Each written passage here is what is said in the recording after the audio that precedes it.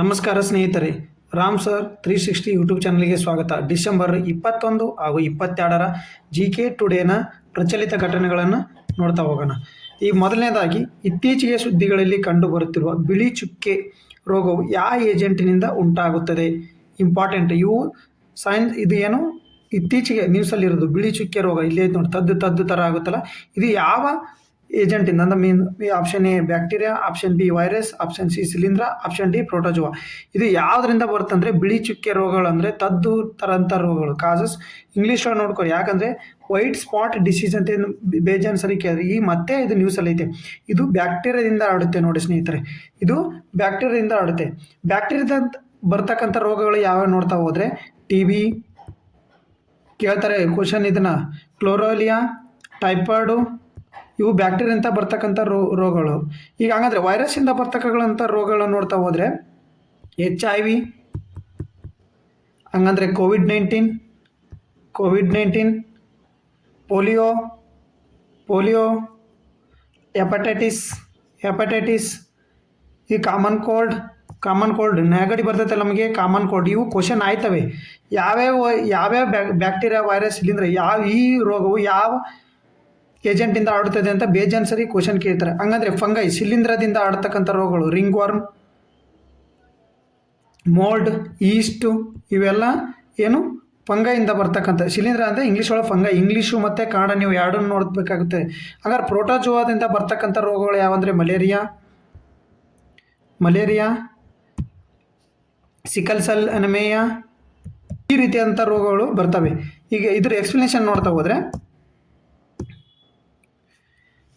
ಇತ್ತೀಚೆಗೆ ಸುದ್ದಿಯಲ್ಲಿ ಯಾಕೈತಪ್ಪ ಅಂದರೆ ಇದು ಮೀನುಗಾರಿಕೆ, ಪಶುಸಂಗೋಪನೆ ಮತ್ತು ಹೈನುಗಾರಿಕೆ ಸಚಿವರು ಬಿಳಿ ಚುಕ್ಕೆ ರೋಗವನ್ನು ಬಗ್ಗೆ ರಾಜ್ಯಸಭೆಯಲ್ಲಿ ಮಾಹಿತಿ ನೀಡಿದರು. ಇದು ಸಿಗಡಿ, ಹ್ಯಾಬಿಸ್ ಮತ್ತು ಏಡಿಗಳಂಥ ಕಠಿಣ ಚರ್ಮಗಳ ಮೇಲೆ ಪರಿಣಾಮ ಬೀರುವ ಹೆಚ್ಚು ಸಾಂಕ್ರಾಮಿಕ ವೈರಲ್ ಸೋಂಕಾಗಿದೆ. ನೋಡಿ, ಇದು ಸಾಂಕ್ರಾಮಿಕ ರೋಗಗಳು, ಇವು ಬ್ಯಾಕ್ಟೀರಿಯಾ ಇರ್ತಾವಲ್ಲ, ಇವು ಸಾಂಕ್ರಾಮಿಕ ರೋಗಗಳಾಗಿರ್ತದೆ. ಇದು ಬಿಳಿ ಚುಕ್ಕೆ ರೋಗ, ವೈಟ್ ಸ್ಪಾಟ್ ಡಿಸೀಸ್ ಅಂತೇಳಿ. ಇದು ಬಿಳಿ ಚುಕ್ಕೆ ಸಿಂಡ್ರೋಮ್ ವೈರಸ್ ನಿಂದ ಉಂಟಾಗುತ್ತದೆ. ಸಮುದ್ರ, ಉಪ್ಪು ನೀರು ಮತ್ತು ಸಿಹಿ ನೀರಿನ ಪರಿಸರಗಳಿಂದ ಬರುವ ಎಲ್ಲ ಡೆಕಪಾಡ್ ಕಠಿಣ ಚರ್ಮಿಗಳು, ಆರ್ಡರ್ ಡೆಕಪಾಡ್, ಅದಿರೋದು ಫ್ಯಾಮಿಲಿ ಸೂಕ್ಷ್ಮ ಜೀವಿಗಳಿಂದ ಇದು ಬರ್ತದೆ. ವೈಟ್ ಸ್ಪಾಟ್ ಡಿಸೀಸ್ ನೋಡಿ, ವೈಟ್ ಸ್ಪಾಟ್ ಡಿಸೀಸ್ ಬರ್ತದೆ ನೋಡಿ.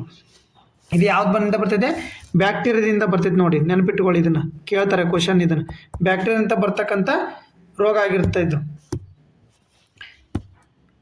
ಈಗ ನೆಕ್ಸ್ಟ್ ಕ್ವಶನ್ ನೋಡ್ತಾ ಹೋದರೆ ಕಿಯೋನಿ ವನ್ಯಜೀವಿ ಅಭಯಾರಣ್ಯವು ಯಾವ ರಾಜ್ಯದಲ್ಲಿದೆ ನೋಡಿ. ಕಿಯೋನಿ ವನ್ಯಜೀವಿ ರಾಜಧಾಮ ಎಲ್ಲಿ ಬರ್ತೈತೆ ಅಂದರೆ ಇದು option A Madhya Pradesh, option B Gujarat, option C Uttar Pradesh, option D Karnataka. ಈ ಸರಿಯಾದ ಉತ್ತರ ಬಂದ್ಬಿಟ್ಟು ಸ್ನೇಹಿತರೆ ಮಧ್ಯಪ್ರದೇಶದಲ್ಲಿ ಬರುತ್ತೆ ನೋಡಿ. ಇದು ಮಧ್ಯಪ್ರದೇಶದಲ್ಲಿ ಬರ್ತಕ್ಕಂತೆ. ಇದು ಯಾಕೆ ನ್ಯೂಸಲ್ಲಿ ಐತೆ ಅಂತಂದರೆ ಕಿಯೋನಿ ವನ್ಯಜೀವಿ ಅಭಯಾರಣ್ಯವು 2 ಕಾಡು ನಾಯಿಗಳ ನೋಡಿರೋದ್ರಿಂದ ಅರಣ್ಯ ಇಲಾಖೆ ದಾಖಲಿಸಿದೆ. ಅಂದರೆ ಇಲ್ಲಿ 2 ಕಾಡು ನಾಯಿಗಳು ಅಂದರೆ ವನ್ಯಜೀವಿ ಅಭಯಾರಣ್ಯದಲ್ಲಿ ಇವರು ಮಧ್ಯಪ್ರದೇಶದಲ್ಲಿ ಮತ್ತು ವನಪತನಶೀಲ ಕಾಡುಗಳಲ್ಲಿ ಕಂಡು ಬರ್ತಿದ್ವು. ಇಲ್ಲಿ 2 ಕಾಡು ನಾಯಿಗಳು ಇತ್ತೀಚೆಗೆ ಕಂಡು ಬಂದವು. ಎಲ್ಲಿ? ಕಿಯೋನಿ ವನ್ಯಜೀವಿ ಅಭಯಾರಣ್ಯದೊಳಗೆ ಕಂಡು ಬರ್ತವೆ. ಯಾವುವು? 2 ಕಾಡು ನಾಯಿಗಳು. ಒಂದು ಕಾಡು ನಾಯಿ ಕ್ಯಾನಿಡ್ ಮಾಂಸಾಹಾರಿ ಜಾತಿಯಾಗಿದ್ದು ಇದನ್ನು ಭಾರತೀಯ ಕಾಡು ನಾಯಿ ಅಂತ ಕರೀತಾರೆ. ಹಂಗಾದ್ರೆ ಇಂಪಾರ್ಟೆಂಟ್ ನೋಡಿ, ಭಾರತೀಯ ಕಾಡು ನಾಯಿ ಇತ್ತೀಚೆಗೆ ಯಾವ ಅಭಯಾರಣ್ಯದಲ್ಲಿ ಕಂಡು ಬಂತಂತ ಹಿಂಗೂ ಕ್ವಶನ್ ಆಗ್ಬೋದು. ಕಿಯೋನಿ ವನ್ಯಜೀವಿ ಅಭಯಾರಣ್ಯ ಯಾವ ರಾಜ್ಯ ಅಂತ ಕೇಳ್ಬೋದು? ಮಧ್ಯಪ್ರದೇಶ. ಸಿಳ್ಳೆ ಹೊಡೆಯುವ ನಾಯಿ, ಎರಡನೇದ್ದು ಸಿಳ್ಳೆ ಹೊಡೆಯುವ ನಾಯಿ, ಕೆಂಪು ನಾಯಿ ಮತ್ತು ಪರ್ವತ ತೋಳ ಎಂದು ಕರೀತಾರೆ. ಇವನ್ನ ಸಿಳ್ಳೆ ಹೊಡೆಯುವ ನಾಯಿ ಅಂತ ಕರೀತಾರೆ. ಇದು ದಟ್ಟವಾದ ಕಾಡುಗಳು, ಪರ್ವತಗಳು, ಹುಲ್ಲುಗಾವಲು, ಪೊದೆಗಳು ಮತ್ತು ಪೈನ್ ಕಾಡುಗಳಲ್ಲಿ ವಾಸಿಸುತ್ತದೆ. ಈಗ ಏನು ಇಂಪಾರ್ಟೆಂಟ್ ಅಂತಂದರೆ ಸ್ನೇಹಿತರೆ ನೆನ್ಪಿಟ್ಕೊಂಬಿಡಿ. ಈಗ ಕ್ವಶನ್ ಹೆಂಗೆ ಕೇಳಿದಾನೆ KE ಹೇಳಿಕೆ ಆಧಾರಿತ ಕೇಳ್ತಾನೆ ಕ್ವಶನ್. ಇವನ್ನ ಅದಕ್ಕೋಸ್ಕರ ನೀವು ವಿವರಣೆಯನ್ನು ಅಚ್ಚುಕಟ್ಟಾಗಿ ನೋಡ್ಕೊಳ್ಳಿ. ವಿವರಣೆ ನೋಡಿದ್ದು ಒಂದು ಭಾರತೀಯ ಕಾಡು ನಾಯಿ ಅಂತ ಕೇಳ್ಬೋದು. ಇದು ಹೇಳಿಕೆ ಒಂದು ಭಾರತೀಯ ಕಾಡು ನಾಯಿ, ಇದು ಕಾಡು ನಾಯಿ ಕ್ಯಾನಿಡ್ ಮಾಂಸಾಹಾರಿ ಜಾತಿ ಆಗಿದ್ದು ಅಂತ ಈ ಥರ ಕೇಳ್ಬೋದು. ಇದು ಪೈನ್ ಕಾಡುಗಳಲ್ಲಿ ವಾಸಿಸುತ್ತದೆ.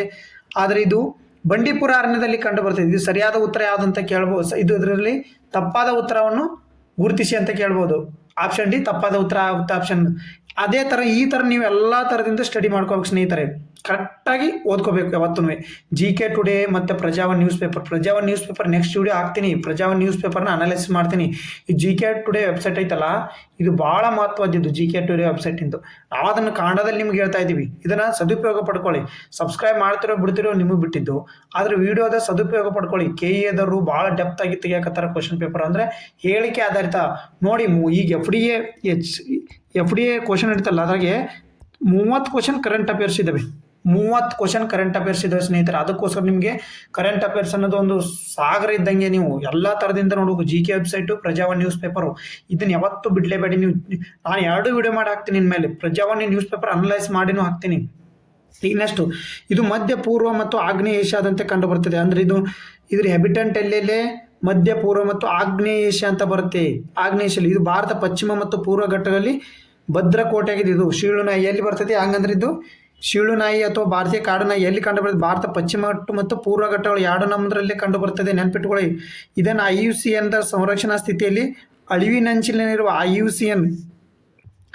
IUCN ಮತ್ತು ಇಂಗ್ಲೀಷ್ನಾಗ ತಿಳ್ಕೊರಿ. ನೀವು ಕನ್ನಡದಾಗ ಅಂದ್ರೆ ಕನ್ಫ್ಯೂಸ್ ಮಾಡ್ಕೊರಿ. IUCN ಗೊತ್ತಲ್ಲ, ಇದು ಅಳಿವಿನಂಚಿನಲ್ಲಿರುವ ಪಟ್ಟಿ ಮಾಡಲಾಗಿದೆ. ಅದಕ್ಕೋಸ್ಕರ ಇದು 2 ನಾಯಿಗಳು, ಬರೀ 2 ನಾಯಿಗಳು ಕಂಡು ಬಂದವು ಇತ್ತೀಚೆಗೆ ಎಲ್ಲಿ ಮಧ್ಯಪ್ರದೇಶದ ಕಿಯೋನಿ ವನ್ಯಜೀವಿ ಧಾಮದಲ್ಲಿ. ಅಳಿವಿನಂಚಿನ ಅಂದರೆ ಇನ್ನೇನು ನಶಿಸಿ ಹೋಗೋದ್ರಲ್ಲಿ ಐತೆ ಅಂತೇಳಿ IUCN ಪಟ್ಟಿ ಮಾಡಿದೆ. ಇದನ್ನು ಇಂಪಾರ್ಟೆಂಟ್ ಐತೆ. ನಾನು PDF ಬೇಕಾದ್ರೆ ನಮ್ಮ ಟೆಲಿಗ್ರಾಮಲ್ಲಿ ಹಾಕ್ತೀನಿ.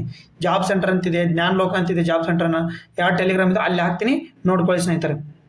ಈ ನೆಕ್ಸ್ಟ್ ಕ್ವಶನ್ ನೋಡ್ತಾ ಹೋದರೆ,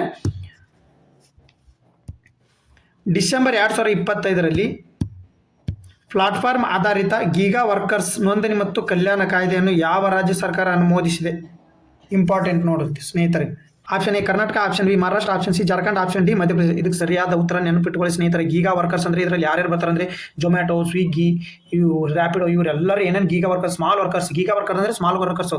ಅವ್ರ ಕಾಯ್ದೆಯನ್ನು ಯಾವ ರಾಜ್ಯ ಸರ್ಕಾರ ಅನುಮೋದಿಸಿ ಅಂತ giga worker platform. Option C Jharkhand. ನೋಡಿ, ಸರಿಯಾದ ಉತ್ತರ ಜಾರ್ಖಂಡ್ ಆಗಿರುತ್ತೆ ಸ್ನೇಹಿತರೆ.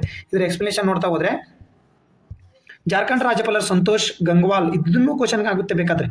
ಜಾರ್ಖಂಡ್ ರಾಜ್ಯಪಾಲರು ಯಾರು ಅಂತ ಕೇಳಿ, ಅಂದರೆ ನ್ಯೂಸಲ್ಲಿ ಇರ್ತಾರಲ್ಲ, ಹೊಸದಾಗಿ ಅಪಾಯಿಂಟ್ಮೆಂಟ್ ಆಗಿರ್ತಾರಲ್ಲ, ಅಂದರೆ ಯಾವ್ದಾರು ನ್ಯೂಸಲ್ಲಿ ಇರ್ತಾರೆ ರಾಜ್ಯಪಾಲರು, ಅವಾಗ ಏನಾಗುತ್ತೆ ರಾಜ್ಯಪಾಲರು ಅಂತ ಕೇಳಿ. ಸಂತೋಷ್ ಗಂಗವಾಲ್ ಯಾವ ರಾಜ್ಯದ ರಾಜ್ಯಪಾಲರು ಅಂತ ಕೇಳ್ಬೋದು? ಜಾರ್ಖಂಡ್ ರಾಜ್ಯಪಾಲರು. ಸಂತೋಷ್ ಗಂಗವಾಲ್ ಅವರು ಒಪ್ಪಿಗೆಗೆ ಪ್ಲಾಟ್ಫಾರ್ಮ್ ಆಧಾರಿತ ಗೀಗಾ ವರ್ಕರ್ಸ್ ನೋಂದಣಿ ಮತ್ತು ಕಲ್ಯಾಣ ಆಯ್ಕೆ ಕಾಯ್ದೆ 2025 ಅನುಮೋದಿಸಿದೆ. ಈ ಕಾಯ್ದೆ ಏನೇನು ಒಳಗೊಂಡೈತಪ್ಪ ಅಂತಂದ್ರೆ, ಈ ಕಾಯ್ದೆ ಕಾರ್ಮಿಕರ ಕನಿಷ್ಠ ವೇತನ, ವೈದ್ಯಕೀಯ ವಿಮೆ, ಸಾಮಾಜಿಕ ಭದ್ರತೆ ಪ್ರಯೋಜನವನ್ನು ಕಡ್ಡಾಯಗೊಳಿಸುತ್ತದೆ. ನಿಬಂಧನೆ ಉಲ್ಲಂಘಿಸುವ ಸಂಗ್ರಹ 10 ಲಕ್ಷದವರೆಗೆ ದಂಡವನ್ನು ಎದುರಿಸ ಅಂದರೆ ಈ ಗೀಗಾ ವರ್ಕರ್ಸ್ಗೆ ಇಷ್ಟು ದಿವಸ ಯಾವುದೇ ಅಂತ ವಿಮೆ ಇರಲಿಲ್ಲ ಸ್ನೇಹಿತರೆ. ಈಗ ರ್ಯಾಪಿಡೋ, ಜೊಮ್ಯಾಟೊ ಇವರೆಲ್ಲ ಏನು ಮಾಡ್ತಾರೆ, ಅವ್ರಿಗೆ ಯಾವುದೂ ವಿಮೆ ಇರಲಿಲ್ಲ.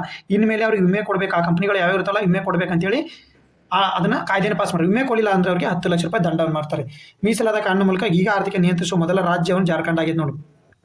ಗೀಗಾ ಆರ್ಥಿಕತೆ ಅಂದ್ರೆ ಸ್ನೇಹಿತರೆ ಕರೆಕ್ಟಾಗಿ ತಿಳ್ಕೊಳ್ಳಿ. ಇಲ್ಲಿಗ ನಮ್ಮ ಕರ್ನಾಟಕ ಆರ್ಥಿಕ ವರ್ಷ ಬಜೆಟ್ ಬರ್ತಲ್ಲ, ಆದರೆ ಗೀಗಾ ವರ್ಕರ್ಸ್ನ ಸೇರಿಸಿರಲ್ಲ. ಇವರು ಕಾಯ್ದೆಯನ್ನು ತಂದ್ಬಿಟ್ಟು ಗೀಗಾ ವರ್ಕರ್ಸ್ ಆರ್ಥಿಕತೆಗೆ ಸೇರಿಸ್ಕೊಂಡು ಬಜೆಟನ್ನು ಮಂಡನೆ ಮಾಡ್ತಾರೆ. ಅಂಥದ್ದು ಮೊದಲ ರಾಜ್ಯ ಯಾವುದಾಗಿರ್ತದೆ? ಜಾರ್ಖಂಡ್ ಆಗಿರ್ತದೆ. ನೆನಪಿಟ್ಕೊಳ್ಳಿ.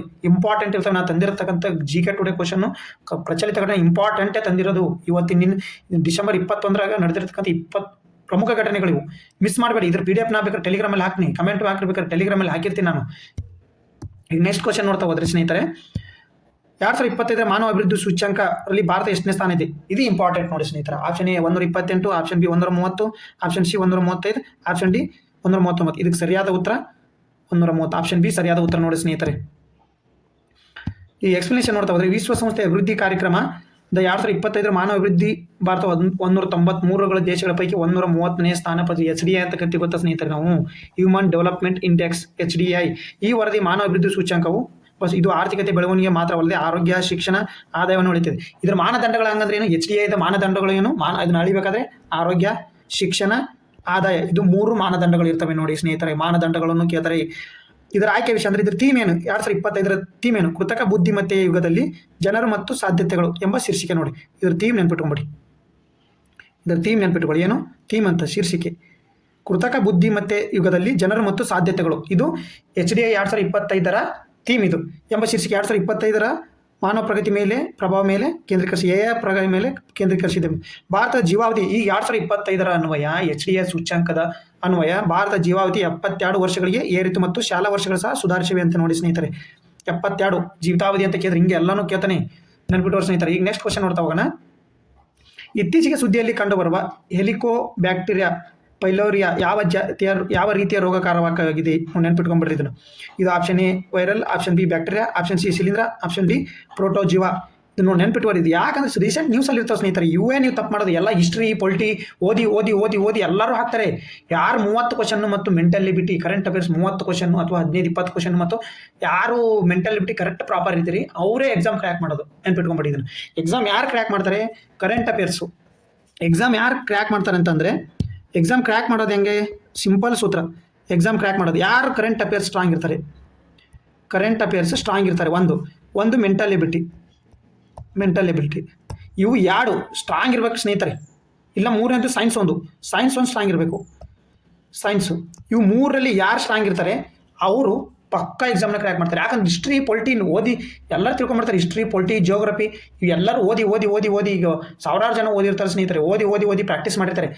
ಎಲ್ಲರಿಗೂ ಹಿಸ್ಟ್ರಿ ಎಲ್ಲರಿಗೂ ಗೊತ್ತು. ಪೊಲಿಟಿನೂ ಆಲ್ಮೋಸ್ಟ್ ಒಮ್ಮೆ ಓದಿ 2-3 ಬೇರೆ ರೀಸನ್ ಆದರೆ ಬರುತ್ತೆ. ಆರ್ಟಿಕಲ್ಸ್ ಅಂಕರು ಕೇಳೋಂಗಿಲ್ಲ. ಪೊಲಿಟಿ ಒಳಗಡೆ ಏನು ಕೇಳ್ತಾನೆ, ತೇರಿನೇ ಕೇಳ್ತಾನೆ. ಅದಕ್ಕೋಸ್ಕರ ಯಾರು ಕರೆಂಟ್ ಅಫೇರ್ಸ್ ಕರೆಕ್ಟಾಗಿ ಹಾಕ್ತಾರೆ, ಯಾರು ಮೆಂಟಾಲಿಟಿನ ಕರೆಕ್ಟಾಗಿ ಹಾಕ್ತಾರೆ, ಯಾರು ಸೈನ್ಸ್ ಕ್ವಶನ್ನ ಕರೆಕ್ಟಾಗಿ ಬಿಡಿಸ್ತಾರೆ, science and tech, environmental science, recent ನ್ಯೂಸಲ್ಲಿ ಸೈನ್ಸನ್ನು ಏನು ಮಾಡ್ತಾರೆ, ರೀಸೆಂಟ್ ನ್ಯೂಸನ್ನು ಕ್ವಶನ್ ತಂದಿರ್ತಾರೆ ಸ್ನೇಹಿತರೆ. ಕರೆಂಟ್ ಅಫೇರ್ಸ್ ಯಾರು ಕರೆಂಟ್ ಅಫೇರ್ಸ್ ಮತ್ತು ಮೆಂಟಾಲಿಟಿನ ಈಗ ಒಂದು 18-20 ಕ್ವಶನ್ ಬಂದ್ಬಿಡ್ತಾವೆ ಮೆಂಟಾಲಿಟಿ ಒಂದೊಂದು ಪೇಪರ್ದಾಗ. ಆವಾಗ ಯಾರು 18-20 ಮಾಡ್ತಾರೆ ನೋಡ್ರಿ, ಅವಾಗ 15 ಬಿಡಿಸ್ರಿ ನೀವು, ಅವ್ರು ಪಾಸ್ ಆಗಿಬಿಡ್ತಾರೆ. ಕರೆಂಟ್ ಅಫೇರ್ಸ್ 30 ಕ್ವಶನ್ 20 ಕ್ವಶನ್ ಕೇಳಿದ್ನ ಅಟ್ಲೀಸ್ಟ್ ನೀವು 15 ಕ್ವಶನ್ 16 ಕ್ವಶನ್ಗೆ ಮಾಡ್ತಕ್ಕಂಥ ಎಬಿಲಿಟಿ ಬೇಕು ಸ್ನೇಹಿತರೆ. ಹಿಸ್ಟ್ರಿ ಪೊಲಿಟಿ ಎಲ್ಲರೂ ಮಾಡ್ತಾರೆ ಸ್ನೇಹಿತರೆ. ಅವಾಗ ನೀವು ಎಕ್ಸಾಮ್ನ ಕ್ರ್ಯಾಕ್ ಮಾಡ್ತೀರಾ. ಬಂದ್ಬಿಟ್ಟು ಸ್ನೇಹಿತರೆ ಬಿ ಬ್ಯಾಕ್ಟೀರಿಯಾ ಆಗಿರುತ್ತೆ ನೋಡು. ಆಪ್ಷನ್ ಬಿ ಸರಿಯಾದ ಉತ್ತರ ಬ್ಯಾಕ್ಟೀರಿಯಾ ಆಗಿದೆ. ಇದರ ಎಕ್ಸ್ಪ್ಲನೇಷನ್ ನೋಡ್ತಾ ಹೋದ್ರೆ ಸ್ನೇಹಿತರೆ, ಸೀಮಿತ ಪ್ರಯೋಗಾಲಯದ ಪ್ರವೇಶ ಹೊಂದಿರುವ ಗ್ರಾಮೀಣ ಭಾರತದ ಡಿಸ್ಪೆಪ್ಟಿಕ್ ರೋಗಿಗಳಲ್ಲಿ ಎಚ್ ಪೈಲೋರಿಯಾ ಮತ್ತು ಅದರ ರೂಪಾಂತರಗಳು ಪತ್ತೆ ಹಚ್ಚಲು ಕಡಿಮೆ ವೆಚ್ಚದ ರೋಗ ನಿರ್ವಹಣಾ ಸಾಧನ ಪೆಲುಡಾ ಅನ್ನು ಸಂಶೋಧಕರು ಅಭಿವೃದ್ಧಿಪಡಿಸಿದ್ದಾರೆ. ಇದು ಏನೈತಲ್ಲ ಎಚ್ ಪೈಲೋರಿಯಾ ಅಂತ ಐತಲ್ಲ ಸ್ನೇಹಿತರೆ, ಇದು ಇಷ್ಟು ದಿವಸ ಪತ್ತೆ ಹಚ್ತಾ ಇರಲಿಲ್ಲ. ಯಾವುದು ಸಾಧನಗಳಿರಲಿಲ್ಲ. ಯಾವುದು PCR ಮಾಡಬೇಕಿತ್ತು. ಈಗ PCR ಪ್ರೈಮರಿ ಅದನ್ನು PCR ಮಾಡಬೇಕಿದ್ದಕ್ಕೆ ಬ್ಲಡ್ ಟೆಸ್ಟ್ ಮಾಡಬೇಕಿತ್ತು. ಇದು ಕಾಸ್ಟ್ಲಿ. PCR ಎಲ್ಲನೂ ಕಾಸ್ಟ್ಲಿ ಸ್ನೇಹಿತರೆ. ಇವು HIV ಎಲ್ಲ ಕಂಡಿಡಿಯೋಕೆ PCR ಬಳಸ್ತಾರೆ. ಇಲ್ಲಾಂದ್ರೆ ಫ್ರಾಗ್ಮೆಂಟೇಷನ್ ಮೂಲಕ ಅಂತಾರೆ. ಬಟ್ ಇದು ಸಾಧನ ಇರಲಿಲ್ಲ. ಅದಕ್ಕೆ ಪೆಲುಡಾ ಎಂಬ ಎಚ್ ಪೈಲೋರಿಯಾ ರೋಗವನ್ನು ಪತ್ತೆ ಹಚ್ಚಲು ಇತ್ತೀಚೆಗೆ ಕಂಡಿರ್ತಕ್ಕಂಥ ಸಾಧನದ ಹೆಸರು ಕೇಳ್ಬೋದು ಸ್ನೇಹಿತರೆ. ಪೆಲುಡಾ ಅನ್ನು ಸಂಶೋಧಿತರು. ಈ ಎಚ್ ಪೈಲೋರಿಯಾ ಜೀರ್ಣಾಂಗದಲ್ಲಿ ಇರುತ್ತೆ ಎಲ್ಲಿ ಎಲ್ಲಿರ್ತೈತೆ ಅಂತ ಕೇಳ್ತಾರೆ. ಎಚ್ ಪೈಲೋರಿಯಾ ಎಲ್ಲಿರ್ತೈತೆ? ಮಾನವನ ಜೀರ್ಣಾಂಗ. ಸಾಮಾನ್ಯವಾಗಿ ಬ್ಯಾಕ್ಟೀರಿಯಾ ಆಗಿದ್ದು ವಿಶ್ವದ ಜನಸಂಖ್ಯೆ 43ಕ್ಕಿಂತ ಹೆಚ್ಚು ಜನರಿಗೆ ಸೋಂಕು ತಗಲಿ ಪೆಪ್ಟಿಕ್ ಅಣುಗಳು ಜಠರ ದುರಿತ ಗ್ಯಾಸ್ಟ್ರಿಕ್ ಕ್ಯಾನ್ಸರ್ಗಳಿಗೆ ಕಾರಣವಾಗುತ್ತೆ ನೋಡಿ ಸ್ನೇಹಿತರೆ. ಇದು ಎಚ್ ಪೈಲೋರಿಯಾ ಜಾಸ್ತಿ ಆದರೆ ಎಲ್ಲ ಮಾನವನು ಜೀರ್ಣಾಂಗದಲ್ಲಿ ಇರುತ್ತೆ. ಇದು ಜಾಸ್ತಿ ಆದರೆ ಯಾವ ರೋಗ ಬರ್ತಾವಂತೆ?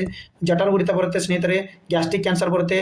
ಅಂದರೆ ಇದು ಪೆಪ್ಟಿಕ್ ಅಣುಗಳಿಗೆ ತಗುಲುತ್ತೆ ಸ್ನೇಹಿತರೆ. ಅದಕ್ಕೋಸ್ಕರ ಇದನ್ನು ಈಗ ಸಾಧನ ಕಂಡಿದ್ದಾರೆ. ಅದು ಪೆಲುಡಾ ಅಂತ ಸಾಧನವನ್ನು ಕಂಡಿದ್ದಾರೆ. ಎಚ್ ಪೈಲೋರಿಯಾ ಎಲ್ಲಿ ಇದು ಹಾನಿಕಾರಕ ಆಗುತ್ತೆ ಅಂದರೆ ಮಾನವನಲ್ಲಿ ಜೀರ್ಣಾಂಗ ಯುವ. ನೆನ್ಪಿಟ್ಕೋರಿ ಸ್ನೇಹಿತರೆ, ಜೀರ್ಣಾಂಗ ಯುವಕ್ಕೆ ಹಾನಿಕಾರವಾಗುತ್ತೆ ಇದು ಎಚ್ ಪೈಲೋರಿಯಾ. ಇದೊಂಥರ ಬ್ಯಾಕ್ಟೀರಿಯಾ. ನೆನ್ಪಿಟ್ಟವ್ರಿ ಸ್ನೇಹಿತರೆ. ಈಗ ನೆಕ್ಸ್ಟ್ ಕ್ವಶನ್ ನೋಡ್ತಾ ಹೋದ್ರೆ, ಇತ್ತೀಚೆಗೆ ಸುದ್ದಿಗಳಲ್ಲಿ ಕಂಡು ಬಂದ ಗ್ಲೈಕೋಕ್ರಿಸಾ ಜೆಲಾನಿಕಾ ಮತ್ತು ಇಂಡೋಪೆನ್ಸ್ ಬಾರ್ಬರಾ ಯಾವುದು? ಆಪ್ಷನ್ ಎ ಕ್ಷಯರೋಗ ಅಂದರೆ TB, ಆಪ್ಷನ್ ಬಿ ನ್ಯೂರೋಪೆಸ್ಟಾ ಪ್ರಭೇದಗಳು, ಆಪ್ಷನ್ ಸಿ ಆಕ್ರಮಣಕಾರಿ ಸಸ್ಯ, ಆಪ್ಷನ್ ಡಿ ಹೊಸದಾಗಿ ಪತ್ತೆಯಾದ ಖನಿಜಗಳು. ಇದಕ್ಕೆ ಸರಿಯಾದ ಉತ್ತರ ಬಂದ್ಬಿಟ್ಟು ನ್ಯೂರೋಪೆಸ್ಟಾ ಪ್ರಭೇದಗಳು ನೋಡಿ ಸ್ನೇಹಿತರೆ. ಇದು ಹೊಸದಾಗಿ ಕಂಡಿದ್ದಾರೆ. ಇದು ನ್ಯೂರೋಪೆಸ್ಟಾ ಪ್ರಭೇದಗಳು. ಇದರ ಎಕ್ಸ್ಪ್ಲನೇಷನ್ ನೋಡ್ತಾ ಹೋದ್ರೆ ಕ್ವಶನ್ ಚೆನ್ನಾಗಿ ನೋಡ್ಕೊಳ್ಳಿ.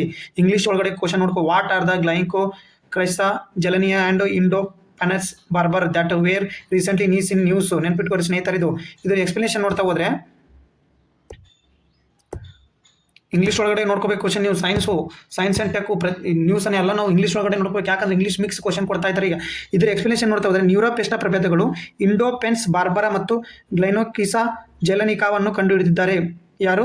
ಇವರು ಕಂಡಿಡಿದ್ದಾರೆ. ಈ ನ್ಯೂರೋಪೆಸ್ಟಾ ಪ್ರಭೇದಗಳನ್ನು ಯಾರು ಕಂಡುಹಿಡಿದಾರೆ ಅಂದರೆ ಇಂಡೋಪೆನ್ಸ್ ಬಾರ್ಬರಾ ಮತ್ತು ಗ್ಲೈಕೋಕ್ರಿಸಾ ಇವರು ಕಂಡುಹಿಡಿದಾರೆ. ಈ ಇಬ್ಬರು ವಿಜ್ಞಾನಿಗಳು ಏನು ಕಂಡಿದ್ದಾರೆ? ನ್ಯೂರೋಪೆಸ್ಟಾ ಪ್ರಭೇದಗಳನ್ನು ಹೊಸದಾಗಿ ಕಂಡಿದ್ದಾರೆ.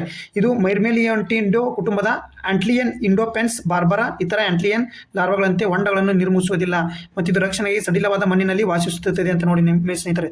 ಇದು ವಯಸ್ಕ ಇಂಡೋಪೆನ್ಸ್ ಬಾರ್ಬರಾ ಡ್ಯಾಮೆಲ್ಸೈನ್ಗಳನ್ನು ಹೋಲುತ್ತದೆ, ಆದರೆ ಇವುಗಳು ಉದ್ದವಾದ ಆಂಟೆನಾಗಳಿಂದ ಗುರುತಿಸಬಹುದು ಮತ್ತು ಹೆಮಿಟೆಡಾಬೋಲಸ್ ಡ್ಯಾಮೆಲೆಸ್ಗಳಿಂದ ಭಿನ್ನವಾಗಿದೆ. ಹೊಲೊಮೆಟಾಬೋಲಸ್ ನ್ಯೂರೋಪೆಸ್ಟಾ ಕೀಟಗಳಿಗೆ ಸೇರಿದೆ. ಇದೊಂದು ಏನು ರೀತಿ ಅಂತಂದರೆ ನ್ಯೂರೋಪೆಸ್ಟಾ ಪ್ರಭೇದಗಳಂದರೆ ನೆನ್ಪಿಟ್ಕೊಂಬಿಡಿ ಸ್ನೇಹಿತರೆ. ಇದು ಕೀಟ. ನ್ಯೂರೋಪೆಸ್ಟಾ ಇದೆ ಎಂದು ಕೀಟ ಪ್ರಭೇದಕ್ಕೆ ಸೇರುತ್ತೆ ನೋಡಿ. ನೆನ್ಪಿಟ್ಕೊಂಬಿಡಿ. ಇದನ್ನು ಕಂಡುಹಿಡಿದಾರೆ ಯಾರು? ಇತ್ತೀಚೆಗೆ ನ್ಯೂರೋಪೆಸ್ಟಾ ಪ್ರಭೇದಗಳನ್ನು ಏನು ನೆನ್ಪಿಟ್ಕೊಳ್ಳಿ, ಹೆಂಗೆ ನೆನ್ಪಿಟ್ಕೋಬೇಕು? ನ್ಯೂರೋಪೆಸ್ಟಾ ಪ್ರಭೇದಗಳನ್ನು ಪತ್ತೆ ಹಚ್ಚಿದ ವಿಜ್ಞಾನಿಗಳ ಹೆಸರೇನು? ಇಂಡೋಪೆನ್ಸ್ ಬಾರ್ಬರಾ ಮತ್ತು ಗ್ಲೈಕೋಕ್ರಿಸಾ. ಇದು ಯಾವ ಜಾತಿಗೆ ಸೇರಿದೆ? ಇದು ಯಾವ ಪ್ರಭೇದಕ್ಕೆ ಸೇರಿದೆ? ನ್ಯೂರೋಪೆಸ್ಟಾ ಪ್ರಭೇದಗಳು ಇವು ಈ ರೀತಿಯ ಜಂತುಹುಳಗಳು ಹಿಂಗೆ ಕೇಳ್ತಾರೆ. ವೈರಸ್ಸು ಬ್ಯಾಕ್ಟೀರಿಯಾ ಅಂತ ಕೇಳ್ತಾರೆ. ಬಟ್ ಇದು ಕೀಟಗಳು. ನ್ಯೂರೋಪೆಸ್ಟಾ ಅನ್ನೋದೊಂದು ಕೀಟಗಳು ನೋಡಿ ಸ್ನೇಹಿತರೆ. ಕ್ರೈಸೋಪಿಡಿಯಾ ಕುಟುಂಬದ ಹಸಿರು ಲೆಸ್ಬಿಂಗ್ ಬ್ರೆನೋಕ್ರಿಸ ಜಲಾನಿಕಾವನ್ನು 111 ವರ್ಷಗಳ ನಂತರ ವಯನಾಡಿನಲ್ಲಿ ಮರುಶೋಧಿಸಲಾಗಿದೆ. ಇದು ಮೊದಲಕ್ಕಿತ್ತು, ಈ 111 ವರ್ಷಗಳ ನಂತರ ಇದು ಮರುಶೋಧಿಸಲಾಗಿದೆ ಮತ್ತು ಭಾರತದಲ್ಲಿ ಮೊದಲ ಬಾರಿಗೆ ವರದಿ ಮಾಡಲಾಗಿದೆ. ನೋಡಿ, ಇಂಪಾರ್ಟೆಂಟ್, ಅದಕ್ಕೋಸ್ಕರ ಇದು ನ್ಯೂರೋಪೆಸ್ಟ ಈ ಪ್ರಭೇದವನ್ನು ಭಾರತದಲ್ಲಿ ಮೊದಲ ಬಾರಿಗೆ ಇದನ್ನೇನು ವರದಿ ಮಾಡಲಾಗಿದೆ. ಅದಕ್ಕೋಸ್ಕರ ಕೇಳ್ಬೋದು. ಸಾಮಾನ್ಯವಾಗಿ ಲೇಸ್ ವಿಂಗ್ಸ್ ಎಂದು ಕರೆಯಲ್ಪಡುವ ನ್ಯೂರೋಪೆಸ್ಟ ಸಂಕೀರ್ಣ ರೆಕ್ಕೆ ಸೀರೆ ಮಾದರಿಗಳಲ್ಲಿ ಹೊಂದಿರುವ ಭೂಮಂಡಲದ ಕೀಟವಾಗಿದೆ. ನೋಡಿದ್ದು ಇದೇನು ಲೇಸ್ ವಿಂಗ್ ಎಂದು ಕರೀತಾರೆ. ನೋಡಿ ಸ್ನೇಹಿತರೆ, ಲೇಸ್ ವಿಂಗ್ ಅಂತ ಕರೀತಾರೆ. ಇದು ಭೂಮಂಡಲದ ಕೀಟವಾಗಿದ್ದರೆ ಭೂಮಿಗೆ ಹೊಂದಿಕೊಂಡು, ಭೂಮಿ ಅಂದರೆ ಹಾರಲ್ಲ ಸ್ನೇಹಿತರೆ, ಇದು ಭೂಮಿಗೆ ಹೊಂದಿಕೊಂಡು ಇದು ಜೀವನ ಮಾಡೋದ್ರಿಂದ ಭೂಮಂಡಲದ ಕೀಟ ಅಂತ ಕರೀತಾರೆ. ಲೇಸ್ ವಿಂಗ್ ಅಂತ ಕರೀತಾರೆ. 111 ವರ್ಷಗಳ ನಂತರ ಭಾರತದಲ್ಲಿ ಮೊದಲ ಬಾರಿಗೆ ನೋಡಿ ಸ್ನೇಹಿತರೆ. ನೆಕ್ಸ್ಟ್ ಕ್ವಶನ್ ನೋಡ್ತಾ ಹೋದ್ರೆ, ಈಗ ಇತ್ತೀಚೆಗೆ ಯಾವ ರಾಜ್ಯದಲ್ಲಿ ಪರಶುರಾಮ ಕುಂಡ ಮೇಳ ಆಯೋಜಿಸಲಾಗಿದೆ? ಏನೇ Arunachal Pradesh, option B Mizoram, option C Sikkim, option D Meghalaya.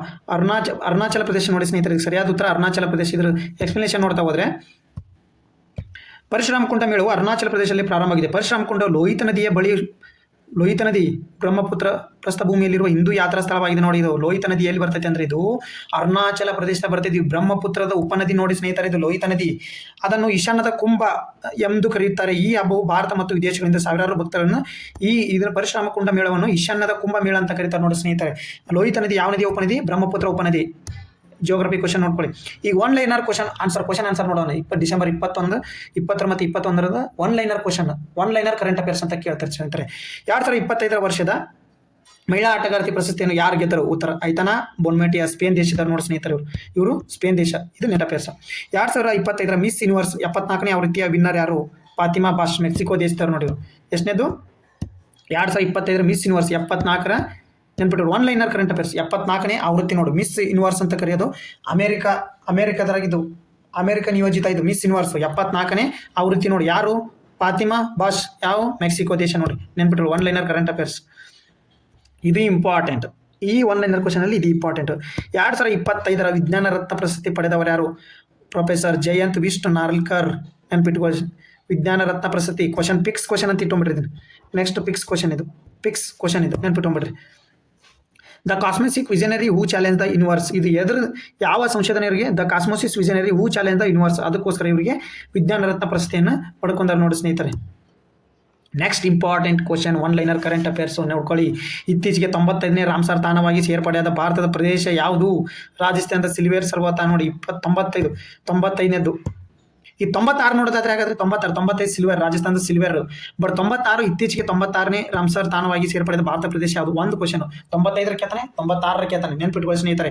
ಛತ್ತೀಸ್ಗಢದ ಕೋಪ್ರಾ ಜಲಾಶಯ ನೋಡಿ. ಇಲ್ಲಿ ಕೋಪ್ರಾ ಜಲಾಶಯ ಇದೇನು? 96ನೇದು ನೋಡಿ ಸ್ನೇಹಿತರೆ. 96ನೇ ರಾಮ್ಸರ್ ತಾಣವಾಗಿದೆ. ಭಾರತದ 96ನೇ ರಾಮ್ಸರ್ ತಾಣ ಯಾವುದಂತ ಕೇಳ್ತಾರೆ? ಛತ್ತೀಸ್ಗಢದ ಕೋಪ್ರಾ ಜಲಾಶಯ. ಹಾಗಾದ್ರೆ 95ನೇ ಯಾವುದು? ರಾಜಸ್ಥಾನದ ಸಿಲ್ಸೇರ್ ಸರೋವರ ನೋಡಿ. 95 ಸಿಲ್ಸೇರ್ ಸರೋವರ ರಾಜಸ್ಥಾನ. 96 ನೆನ್ಪಿಟ್ಕೊಳ್ಳಿ, ಛತ್ತೀಸ್ಗಢದ ಕೋಪ್ರಾ ಜಲಾಶಯ. ಇದು ಒನ್ ಲೈನರ್ ಕರೆಂಟ್ ಅಫೇರ್ಸ್ ಆಗಿರುತ್ತೆ ಸ್ನೇಹಿತರೆ. ಈಗ ನೆಕ್ಸ್ಟ್ ಇನ್ನೊಂದು ನಾವು ಪ್ರಚಲಿತ ವಿದ್ಯಮಾನ ಯಾವುದು? Prajavani news paper. ಎಲ್ಲ ಪ್ರಜಾವಾಣಿ, ವಿಜಯವಾಣಿ ಎಲ್ಲ ನ್ಯೂಸ್ ಪೇಪರ್ ಆಧಾರಿತ ಒಂದು ಕರೆಂಟ್ ಅಫೇರ್ಸನ್ನು ವಿಡಿಯೋ ಮಾಡ್ಬೇಕು ಅನ್ಕೊಂಡಿದ್ದು ಸ್ನೇಹಿತರೆ. GK ವಿಡಿಯೋ ಪ್ರತಿ ದಿನ ಅಪ್ಲೋಡ್ ಆಗ್ತಾ ಇರುತ್ತೆ. ಅದರ ಜೊತೆಗೆ ನಮ್ಮ ಯೂಟ್ಯೂಬ್ ರಾಮ್ ಸರ್ 360 ಚಾನಲಲ್ಲಿ ಜಾಬ್ ವಿಡಿಯೋ ಇನ್ಫಾರ್ಮೇಷನ್, ಕೇಂದ್ರ ಸರ್ಕಾರದ್ದು, ರಾಜ್ಯ ಸರ್ಕಾರದ ಜಾಬ್ ವಿಡಿಯೋ ಅಪ್ಲೋಡ್ ಮಾಡ್ತಾ ಇರ್ತೀನಿ ಸ್ನೇಹಿತರೆ. ಬರೀ ರಾಜ್ಯ ಸರ್ಕಾರದ ಪೊಲೀಸ್ ಜಾಬ್ಗೆ ಅಂತಲೇ ಕುಂದ್ರಬೇಡಿ, ಎಲ್ಲ ಜಾಬ್ ನೋಡಿ. ಕೇಂದ್ರ ಸರ್ಕಾರ ಜಾಬ್ಗೆ ಅಪ್ಲೈ ಮಾಡಿ. ನಿರುದ್ಯೋಗ ಜನ ಓದೋರು ಕಡಿಮೆ ಇದ್ದಾರೆ. ನೆನ್ಪಿಟ್ಕೊಳ್ಳಿ, ಇಷ್ಟು ಜನ ಕಾಣ್ಬೋದು ನಿಮಗೆ. ಓದೋದ್ರಲ್ಲಿ 100ಕ್ಕೆ 10 ಜನ ಓದ್ತಾ ಇರ್ತಾರೆ ಸ್ನೇಹಿತರೆ. 60 ಜನ ಹಿಂಗೆ ಅಡ್ಡಾಡ್ತಾ ಇರ್ತಾರೆ. ಕಾನ್ಸಂಟ್ರೇಟ್ ಮಾಡಿ. ಡೈಲಿ ಕನ್ಸಿಸ್ಟೆನ್ಸಿ ಮುಖ್ಯ. ಕನ್ಸಿಸ್ಟೆನ್ಸಿಯಿಂದ ಓದಿ. ಡೈಲಿ ಕರೆಂಟ್ ಅಫೇರ್ಸ್ ಅಂದರೆ ಸಾಗರ ಸ್ನೇಹಿತರೆ. ಜಿಯೋಗ್ರಫಿ, ಪೊಲಿಟಿ ಎಲ್ಲರೂ ಮಾಡ್ತಾರೆ ಸ್ಕೋರ. ನೀವು ಕರೆಂಟ್ ಅಫೇರ್ಸ್ ಡೈಲಿ ಅಪ್ಡೇಟ್ ಇರಬೇಕು. ಡೈಲಿ ಇವತ್ತು ಏನಾಗುತ್ತೆ ಎಲ್ಲ ಅಪ್ಡೇಟ್ ಇರಬೇಕು ಸ್ನೇಹಿತರೆ.